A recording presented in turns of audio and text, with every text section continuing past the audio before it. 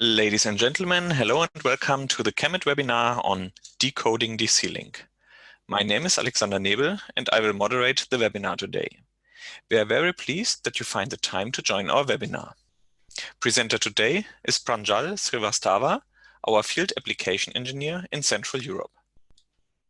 Hello Pranjal, thank you for presenting today. Please tell the audience shortly about your role inside ChemIT and then you can directly start your presentation. Thanks, Alex. Hello, everyone, and welcome to this webinar on decoding DC-Link. My name is Pranjal Srivastava. I'm the field application engineer responsible for the region of South Germany, Austria, and Switzerland. Before joining ChemIT, I used to work as a research and development engineer for electronic development in various tier 1 and tier 2 automotive companies in the south of Germany. I hold a master's degree in microsystems engineering from University of Freiburg, Germany, and a bachelor's degree in electronics and communication engineering from India. I've been involved with ChemIT for the last 18 months. And so that's it from my own personal side of introduction. These are the topics to be covered today. We start first with the basics of a DC-Link capacitor and the factors that need to be considered in the design of a DC-Link module. This would be followed by a comparison across different capacitor technologies and which technology is the best suited for which application. A special section would be dedicated to electrolytic and film capacitors, which are two of the most commonly used DC-Link technologies. And since it's a ChemIT webinar, it would not be fair to not discuss about suitable ChemIT parts that fit those requirements. At the end, this would be the end section is a very interesting one because this would be dealing with MLCCs as DC-Link capacitors, which previously was probably unheard of. But looking at some of the developments in active electronics in the recent past, this MLCCs are becoming more and more relevant for DC-Link applications, and we'll have a look at these at this section at the end of the webinar. So where is a DC-Link capacitor actually needed? DC-Link capacitor is a very important part for any power conversion module.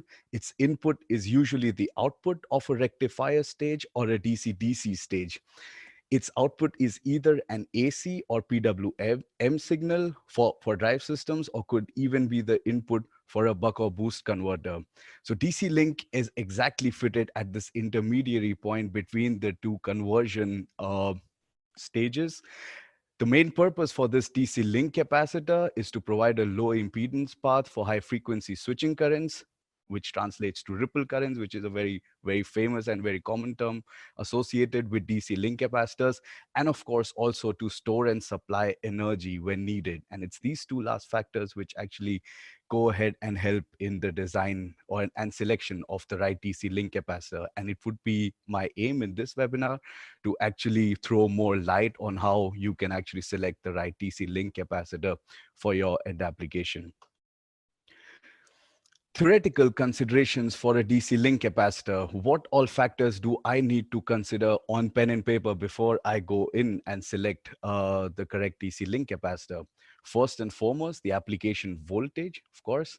Secondly, what is the minimum capacitance that I need for my DC-Link capacitor? And why do I say minimum? It's because it is exactly this capacitance which determines how much energy does my system expect out of this particular capacitor to supply during, let's say, a short holdup period given by TH.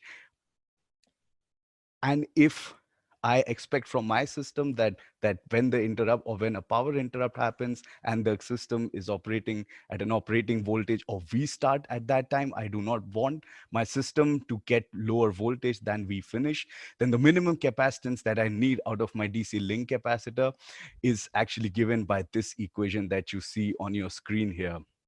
Here, P0 is the output power needed out of the capacitor, and N stands for the efficiency. Along with this, of course, my capacitor should have the sufficient ripple current capability, which means that the ESR should be low enough.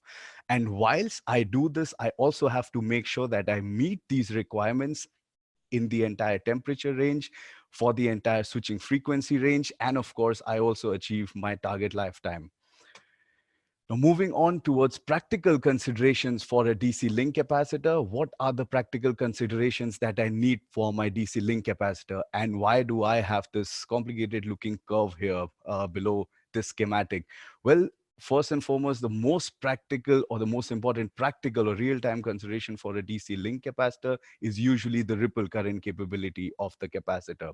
This, in most cases, is the overriding factor when we actually compare it to the minimum capacitance that's needed to for the hold up calculations, which which I showed on the previous slide, or to meet the minimum ripple voltage requirement or the line ripple requirements.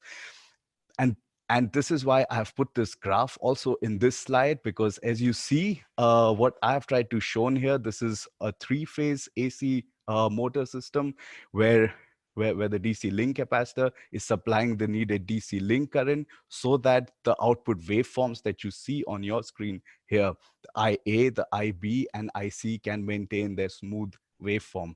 For IA, IB, and IC to maintain their smooth waveform from a DC current that's shown here by I in, or this brown curve that you see here, the DC link capacitor actually has to undergo a lot of ripple stress just to make sure that IA, IB, and IC can actually provide the necessary momentum for the AC motor to rotate. The DC link capacitor actually has to conduct a very complex form of ripple current through it. And this is why, although there are some fancy active electronics that are present around the so-called passive DC link capacitor, it's actually the passive DC link capacitor which is one of the most crucial parts of this entire power electronic module setup. And this is why it's the ripple current capability of a DC link capacitor usually becomes the most important factor when we go ahead and select a DC link capacitor, unless of course you expect your DC link capacitor also to provide a large backup power during any power interruptions. In this slide, I have divided some, so on the left column here, I've taken an example of some common applications that require a DC link capacitor, and then based on those requirements, which technologies are suitable. For example, when we look at applications requiring rated application voltages up to 100 volt, then except for polypropylene-based film capacitors, you can probably select any other capacitor technology, and this would be both cost as well as place optimal solution for this voltage range.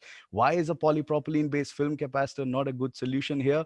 Well, not because it cannot fulfill the functionality. Of course it can fulfill the functionality in this case as well, but the thing is that in terms of the place and cost utilization, this would not be the most optimal solution as compared to a polymer tantalum capacitor, and that is why I have a double tick mark here, because a polymer tantalum capacitor is very well suited for any application, especially that are below 60 or 70 volts.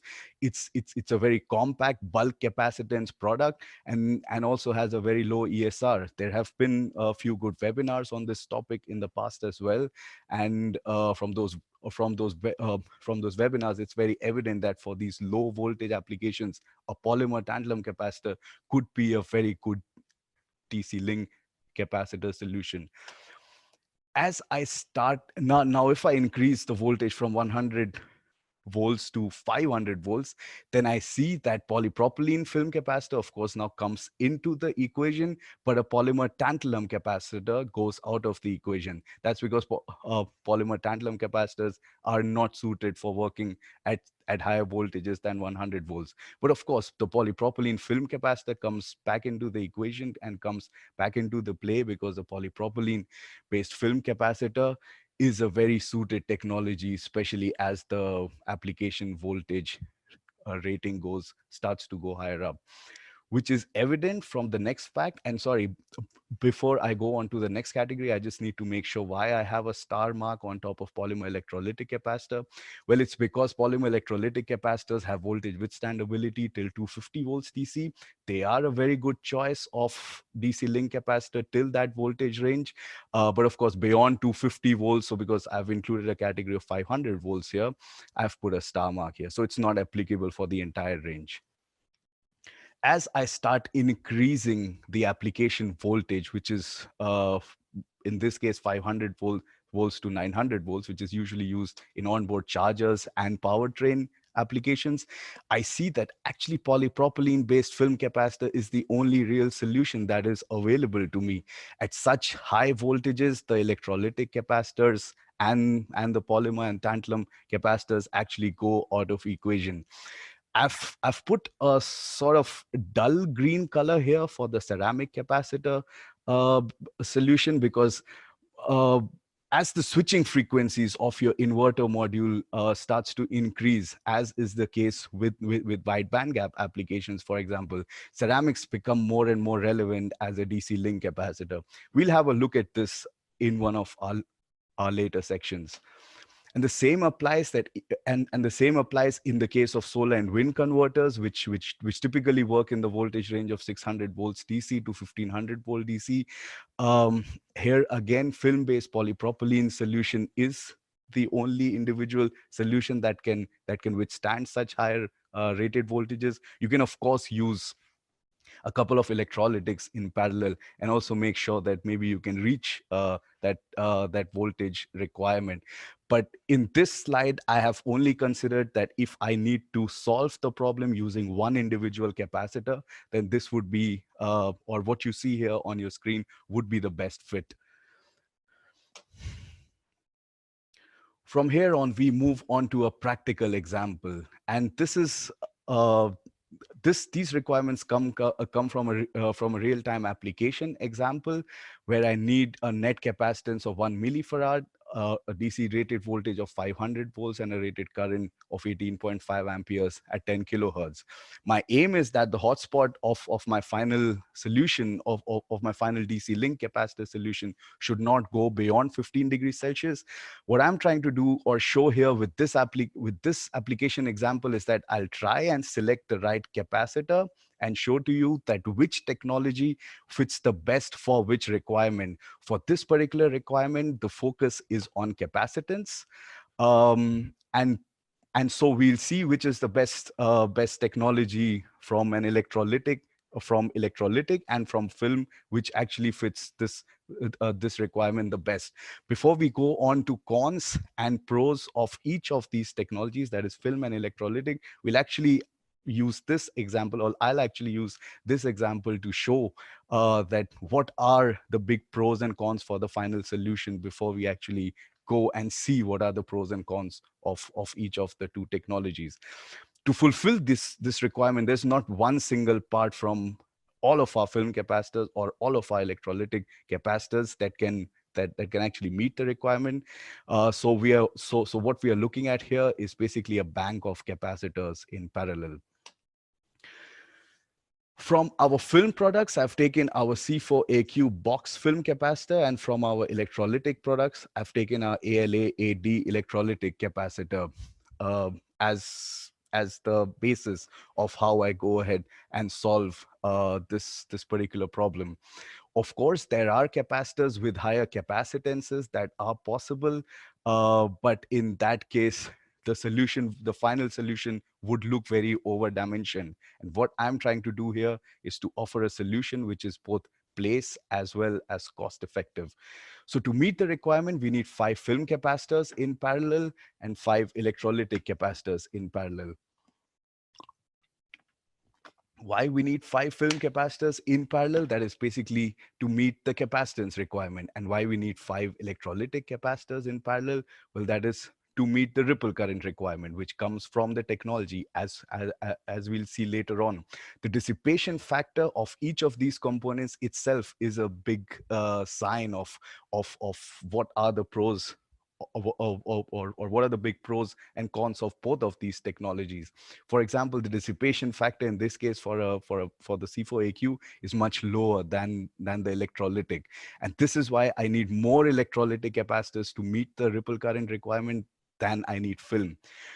But to meet that particular capacitance requirement of 1 millifarad, my film capacitor solution looks to be much bigger than my electrolytic capacitor solution. So the electrolytic capacitor solution is almost 1/4 in its volume as compared to the final film solution. And this itself speaks volumes about the high CV ratio of the electrolytic capacitor. And this is why for this application where the focus is more on capacitance, the ripple current requirement is not as much as one of the later examples would show. The electrolytic capacitor is actually the more suited capacitor solution. And also, if we look at the self heating for the film capacitor is only 0.13 degrees as compared to 12 degrees of electrolytic capacitor.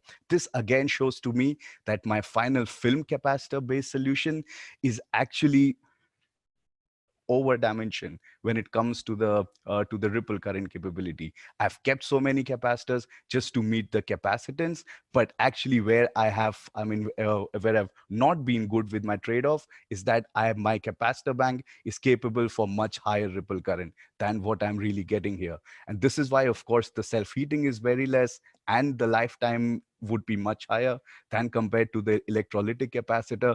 But this also means that because I've over dimensioned my capacitor bank so much just to meet the capacitance, the cost of the final film-based solution would be 4 times higher than that of the electrolytic-based solution. And even in the electrolytic capacitor, the self-heating is not that much. I mean, 12.5 degrees Celsius is something that is acceptable to us, and this does not really affect the lifetime as much. Of course, if you need a lifetime in excess of 200 or closer to 200,000 hours, then probably you'll want to pay more and stick with a film solution. But if that is not really your requirement, then actually the electrolytic solution in this case looks to be much better. Now I change my application a little bit and change um, and change the focus from capacitance to ripple current.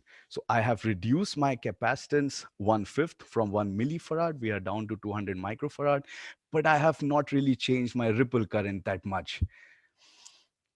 As a result, what we see is that to find an electrolytic solution, there's not one single part that can actually fulfill this requirement. But if we want to solve this using film capacitors, then there is one solution which can actually meet all the requirements, and we do not need a huge bank of film capacitors. So to meet this requirement, I need just one of the C4AQ part as opposed to 5 from the ALA8D. And why do I need 5 from the ALA8D? It's simply because I do not have enough ripple current capability in each of my electrolytic capacitors. So I need to put 5 of them in parallel just to meet the ripple current capability. And because I put 5 of them in parallel, my film solution looks perfect in terms of capacitance, but not my electrolytic solution, because the electrolytic solution, I have a capacitance of 1 millifarad, which is not at all what I need. This is 5 times the capacitance what I actually need. So I'm paying a lot more for the capacitance here to meet the final application requirement. And this is why this solution is a lot more over dimensioned in terms of the capacitance than the film solution. So when I change my focus from ripple current, from capacitance to ripple current, then in terms of the cost, the film solution is cheaper than the electrolytic solution. And also the lifetime with the film solution would be much better than the lifetime with the electrolytic solution.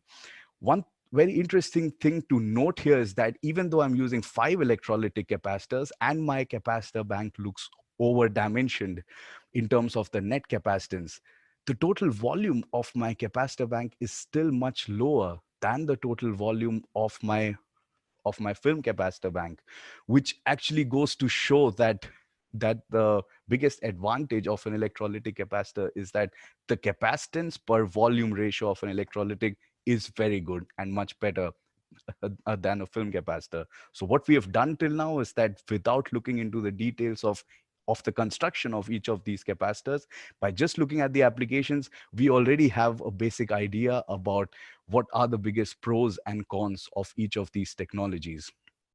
Let's just summarize those facts now. The key takeaways of electrolytic capacitor as a DC link capacitor. Of course, it's more favorable technology when the focus is capacitance. The biggest pros, as we saw in the previous slides, volume efficient for same capacitance, more cost efficient technology, and of course, this is something that comes from the internal construction of an electrolytic capacitor. So sometimes there could be this risk of a short circuit in a ceramic capacitor, but such risks don't exist with an electrolytic capacitor. So there's no there's very less risk for a short circuit in an electrolytic capacitor.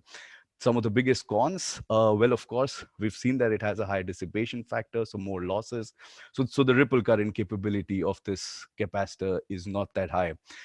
The the capacitance falls at high frequency. There is also, because of the internal construction of this particular capacitor type, there is this so-called RC ladder effect, because of which the capacitance falls at higher frequency. So I would not really want to use an electrolytic capacitor when I'm using an inverter close to 100 kilohertz. And of course, it's a unidirectional capacitor. So you need to be careful about the polarity while you put in an electrolytic capacitor on your PCB. Some electrolytic capacitors from our Kemet product portfolio that belong to this premium segment of DC link capacitors. Difference between these three type of electrolytic capacitors that you see on your screen is basically how they are mounted on the PCB or bus bar in the case of a screw terminal electrolytic capacitor. So snap-ins are our high CV offerings with focus on automotive, can be soldered directly on top of the PCB. They have special grooves to ensure more mechanical stability. Screw terminals are our screw terminals are basically mounted with these screws to mount directly on bus bars. They are our highest capacitance electrolytics, so they have the highest CV value, and you can also see here that we have capacitors available till 1.3 farads, right? And they're basically meant for end applications such as UPS, welding, wind, and solar energy, and so on. And then the third type are the axial electrolytics. As compared to the other two types of capacitors that we saw here, they have a much higher ripple current capability. They are designed in such a way that they can actually carry more ripple current, and they have the highest lifetime out of all these three types of capacitors. Maybe they are not as high on capacitance as the other two types are, but there are many applications, specific applications belonging to automotive, telecommunication, power supply system, and so on, where an axial capacitor would be very much in demand. The only difference between these three is basically the way they are mounted. The internal construction of all three of them is exactly identical. Similar to snap-ins, but with press fit pins instead of the THT pins that need to be soldered.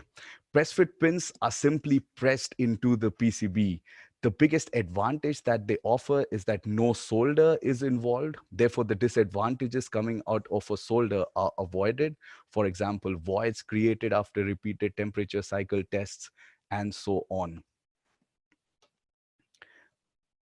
Because we are on the topic of electrolytic capacitors, I would also like to introduce our polymer electrolytic capacitors.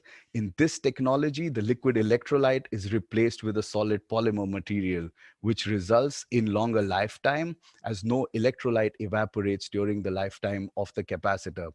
Also, because of this polymer material, actually the ESR is drastically reduced, and because the ESR is reduced, of course, also the ripple current capability for these components goes up.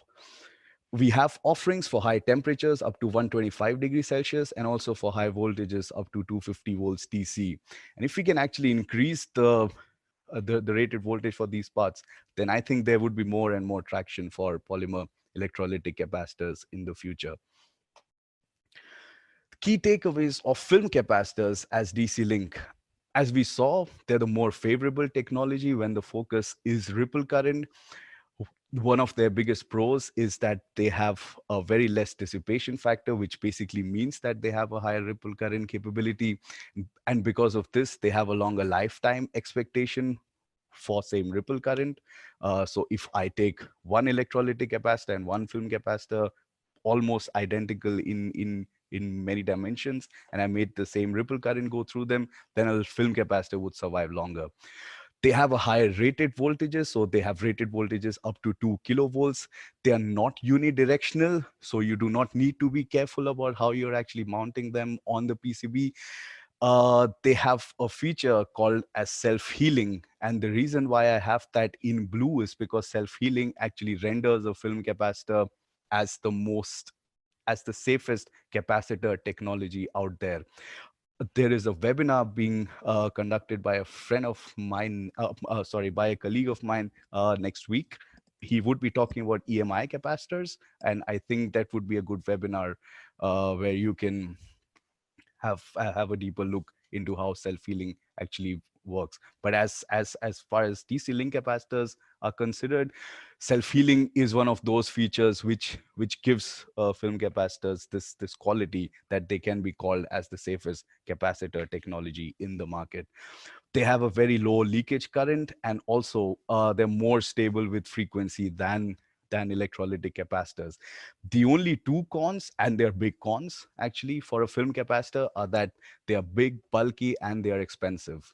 So if you do not have requirements for a very for high quality factor, or if you do not have requirements for a very long lifetime, it could be that that your final bank with an electrolytic capacitor would be a cheaper solution. The only reason why you would actually go to a film capacitor is if you can absolutely not meet the ripple current ability, as we saw in the previous application example. Some construction features of our film capacitors at Kemet, and how those construction features actually help and give uh, certain needed characteristics for film capacitors as DC link. For example, they are single-sided metallized. Why is single-sided metallization so important? It's because it gives a good self-healing capability, and also because it's single-sided metallized. This means that I can pack in more and more film layers inside the same box size. So this means that higher capacitance is higher capacitances can be reached. Ripple current requirement for a resonant capacitor is, for example, much higher than that for a DC link capacitor. For DC link capacitor, yes, we need high ripple currents, but we also need high capacitances. So this is why single-sided metallization is the usual norm for our DC link film capacitors. Slope profile metallization. Well, this comes from the fact that there's always a trade-off between the amount of self-healing that that a film DC link capacitor can have, and also the thickness of metallization. The more the thickness of the metallization is, the lesser would be the self-healing effect. And of course, the more the thickness of metallization is, the lower would be the ESR. So as a result of it, we need to reach a trade-off where we have higher ripple current capability, but we also do not compromise on self-healing too much. So what we do is that we use the slope profile of metallization. Because of the slope profile of metallization, we have a thick contact with the electrode here, which reduces the contact resistance.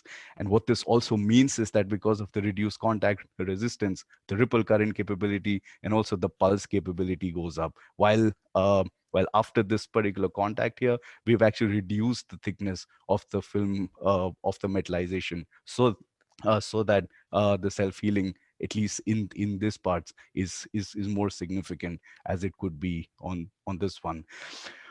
We have a mixture of aluminum and zinc metallization.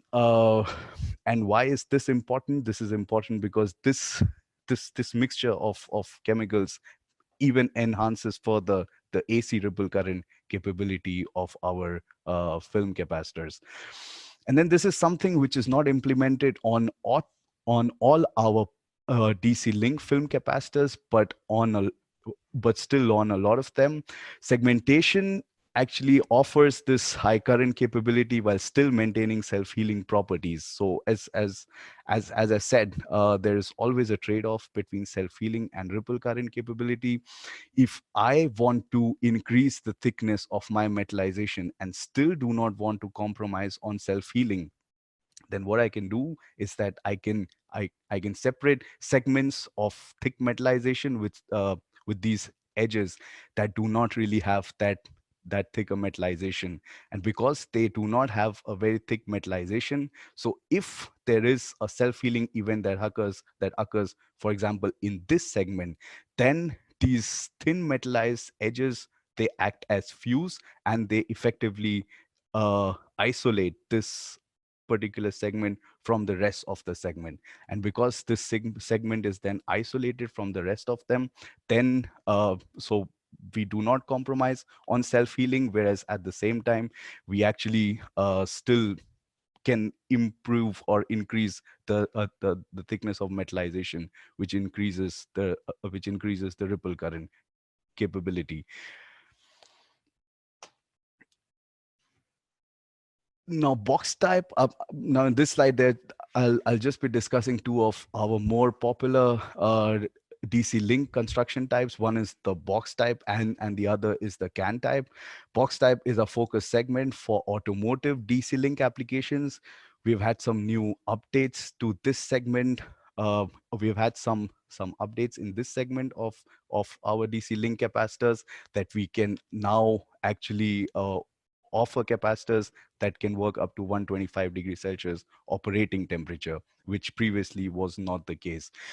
Can type have higher capacitance and voltage withstandability, which you can also see when you compare both the types here. So the capacitance possibility with a can type DC link is much higher than that with a box type DC link capacitor. And the focus market for CAN type DC link capacitors is solar and wind energy conversions, the big UPS systems, power grids, and so on. Now we come to this interesting section on ceramics as DC link capacitors, because this is not really something which many might have heard which many might have heard till now. Why are ceramics more and more relevant maybe for the future of electronics as the frequency goes up? Well, this is an interesting chart that I picked up from a research paper, where actually what we see is that as the frequency reaches, or the switching frequency of the inverter reaches 1 kilohertz, then for 1000 volts, I do not need a capacitance of more than 20 nanofarads. Now that sounds like a very less capacitance for a DC link application, because for DC link, we usually talk in microfarads, if not millifarads.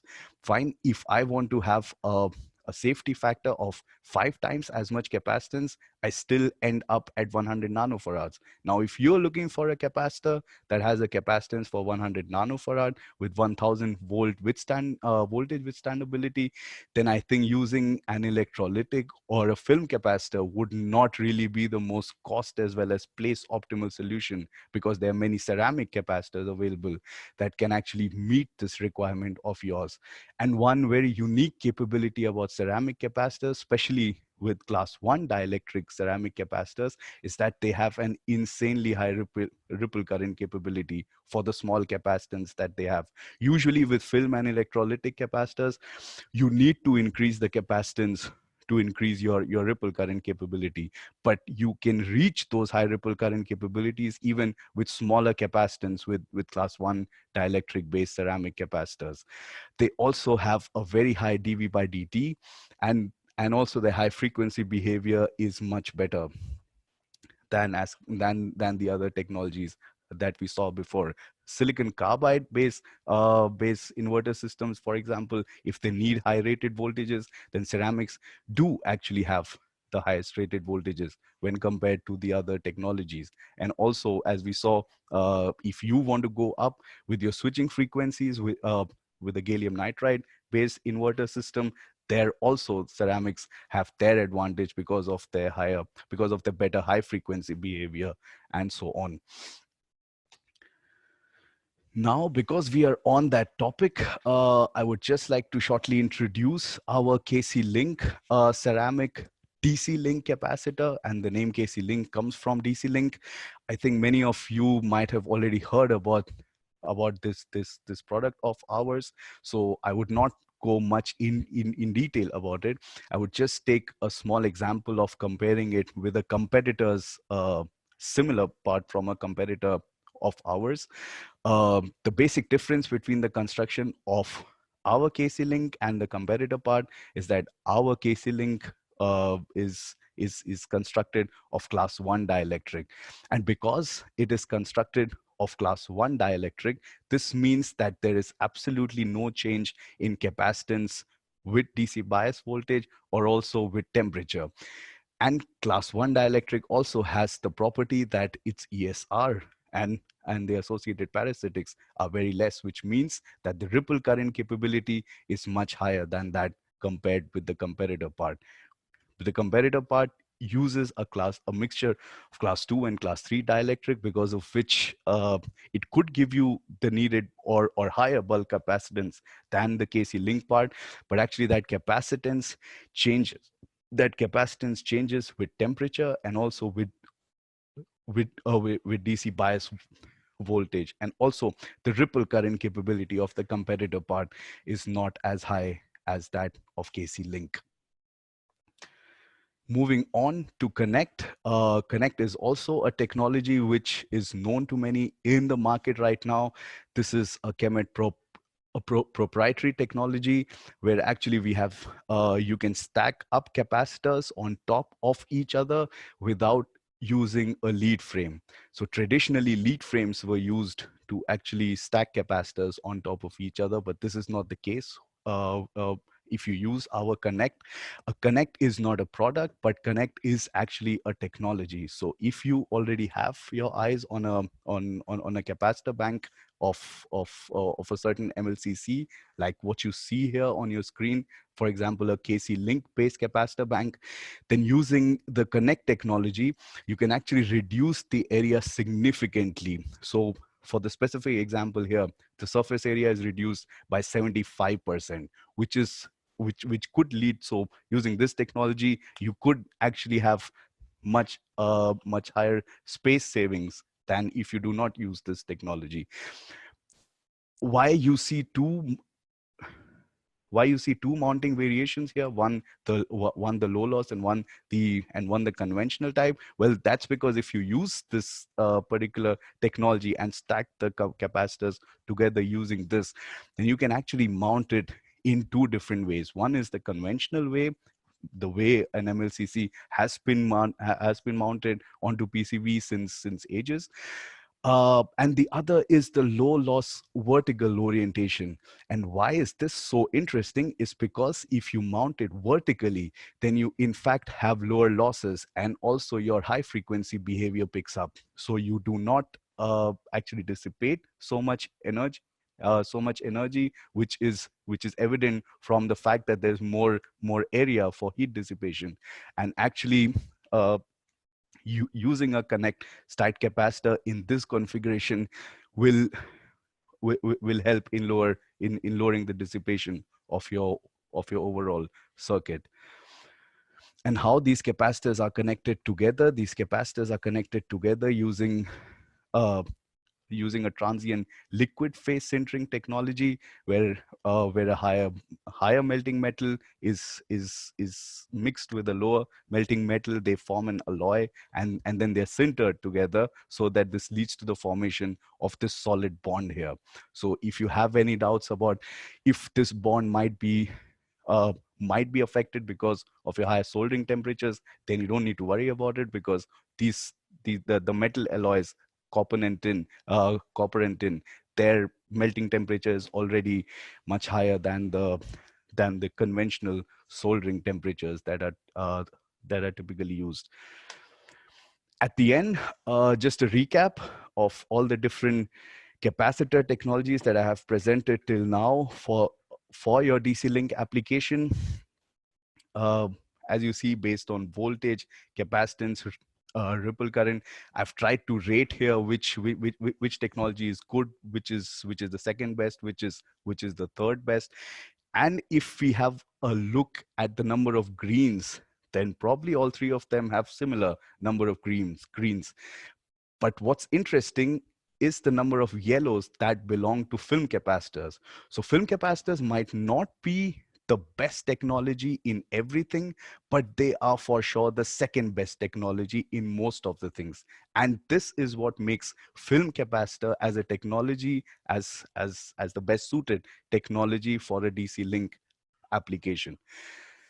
The presentation would of course be shared with you also. You can have a closer look at the data, and you can of course always come back to us if there's something you would want to ask us or anything else. So that would be the end of the presentation after the small recap. So for now, thank you, Pranjal, for presenting today. It was very interesting. And yes, I hope to see you soon again. Great. Thank you everyone for your attention. Bye. Goodbye.